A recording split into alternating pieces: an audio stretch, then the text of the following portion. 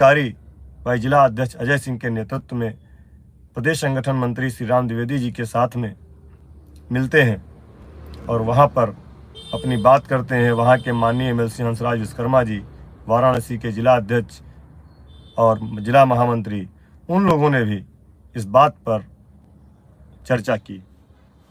चुनाव के बाद अजय सिंह जी ने हमको फ़ोन किया और कहा कि माननीय एमएलसी जी से मिलना है। हम लोग गए, मिले। 2 महीने तक अजय जी, मैं और सुशील तिवारी जी, साथ में भाई अरविंद वर्मा जी प्रदेश मंत्री, 4 लोगों ने 2 महीने लगातार माननीय एमएलसी महोदय को शिक्षा मित्रों के A to Z 1999 के जियो से लेकर के और 2023 के उस 60 साल के रिटायरमेंट की सीमा तय करने तक की सारी बात, सारी व्यवस्था, सहायक अध्यापक बनने तक का सफ़र और सहायक अध्यापक से पुनः शिक्षा मित्र तक पहुंचने का सफ़र और 3500 से 10,000 करने का भी सफ़र, एक एक चीज़ जब उनको बताई गई तो वास्तव में उन्होंने कहा कि नहीं, गलत तो हुआ, लेकिन आज तक मैं भी यही समझ रहा था कि आप लोग गलत हो, शिक्षा मित्रों के साथ गलत हुआ। और ये आपके कुछ लोगों के द्वारा, सरकार कोई भी रही हो, यदि सरकार कोई बात कहती है तो उसको आप लोगों को मानना चाहिए था। सरकार जब कोई पॉलिसी बनाती है तो वो नहीं चाहती कि हमारे द्वारा बनाई गई पॉलिसी से आपका भविष्य चौपट हो।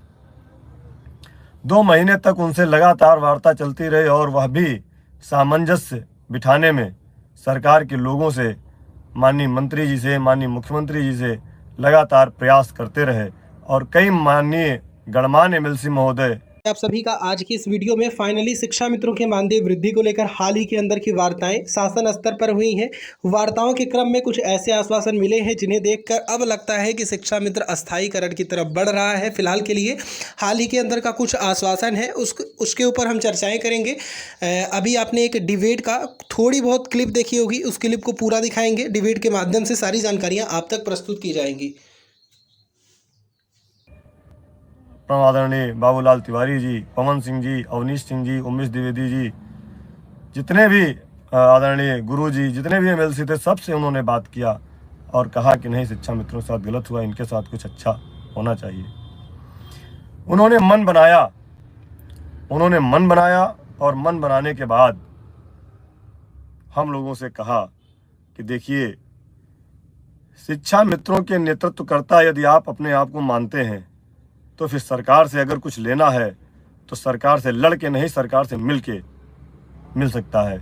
लड़ना वहाँ होता है जहाँ पर सरकार नहीं सुन रही है। जैसे 7 साल से सरकार हमारी बात नहीं सुन रही थी, उसके भी कुछ विशेष कारण निकल करके आए।